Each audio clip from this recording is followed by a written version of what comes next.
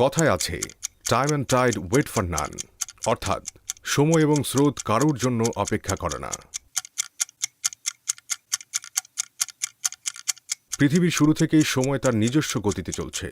আজকের পুরো পৃথিবী ঘড়ির কাঁটার সাথে তাল মিলিয়ে আবর্তন করছে। সকালের ঘুম থেকে ওঠা শুরু করে আমাদের দৈনন্দিন জীবনের যাবতীয় কাজ ঘড়ির সময় মেপে করতে হয়। কিন্তু একবারও কি ভেবে দেখেছেন, যদি এই জেনারেশনে এসে ঘড়ি না থাকতো তাহলে আমাদের কি বিড়ম্বনাতেই না পড়তে হতো? কিভাবেই বা চলতো আমাদের দৈনন্দিন জীবন? সিটিভির বিশ্বে যা কিছু প্রথম ধারাবাহিকে আজ আমরা ঘুরে আসব ঘড়ি আবিষ্কার ও এর বিবর্তনের অদ্ভুত সব ইতিহাস থেকে।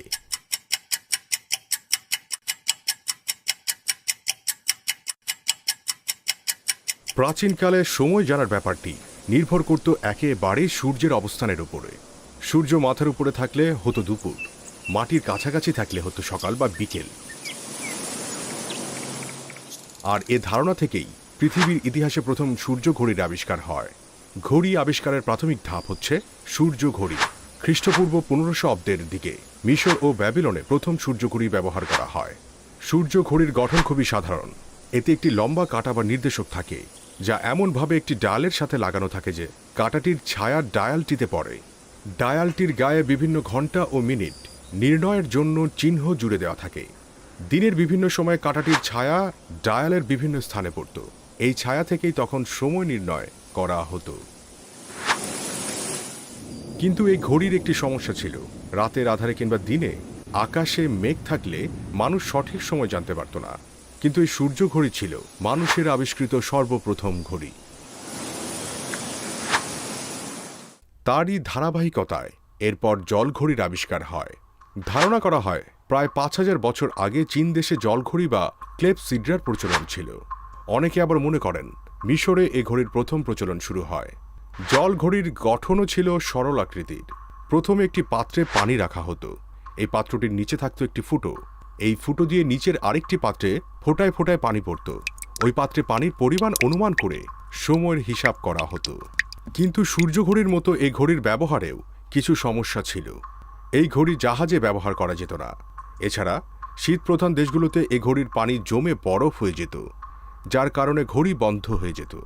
ফলে মানুষ তখন এই জলঘড়ির বিকল্প খোঁজা শুরু করে দিল। তারই পরিপ্রেক্ষিতে আবিষ্কৃত হল বালি ঘড়ি। বালি ঘড়ি বা আওয়ার গ্লাস মানব সভ্যতার ইতিহাসের আরেকটি প্রাচীন ঘড়ি। এই ঘড়ি কবে কোথায় আবিষ্কার হয়েছিল তা একেবারে অজানা। তবে ধারণা করা হয় খ্রিস্টীয় 8 শতকে এক সন্ন্যাসী এই ঘড়ি আবিষ্কার করেন। বালি ঘড়িতে দুটো সমান আকৃতির ফানেলের মতো কাচের পাত্রকে একসাথে জুড়ে দেওয়া হতো। একটি পাত্র অন্যটির উপরে থাকত। উপরের পাত্রটি সূক্ষ্ম পরিষ্কার বালি দিয়ে ভর্তি থাকত। উপরের পাত্র থেকে বালি ধীরে ধীরে নিচের পাত্রে পড়ত। উপরের পাত্রটি খালি হতে লাগত 1 ঘন্টা। 1 ঘন্টা পর ঘড়িটি পুনরায় উল্টিয়ে দেওয়া হতো। এভাবে সারাদিনে ঘন্টার হিসেবে ঘড়ির ব্যবহার চলত। তবে আমরা বর্তমানে যে ঘড়ি ব্যবহার করছি তা এসছে আরও বহু পরে। 1505 সালের দিকে পিটার হেনলেইন নামক এক ব্যক্তি সর্বপ্রথম আধুনিক ঘড়ি আবিষ্কার করেন। কিন্তু এই ঘড়িতে শুধুমাত্র ঘন্টার কাঁটা ছিল, মিনিটের কাঁটা ছিল না। এই সমস্যার সমাধানে এগিয়ে আসেন সুইজারল্যান্ডের জোস্ট বার্গি নামের আরেক ব্যক্তি। তিনি 1577 সালে ঘড়িতে ঘন্টার কাঁটার পাশাপাশি যুক্ত করেন মিনিটের কাঁটা।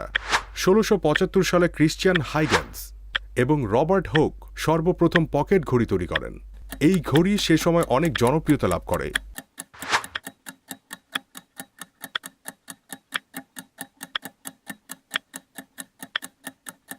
এর কিছুদিন পরেই ব্লেজ প্যাস্কেল নামের আরেক ব্যক্তি পকেট ঘড়িকে আরেকটু নতুনত্ব দিয়ে তৈরি করে আবিষ্কার করে ফেলেন হাত ঘড়ি বা রিস্ট ওয়াচ।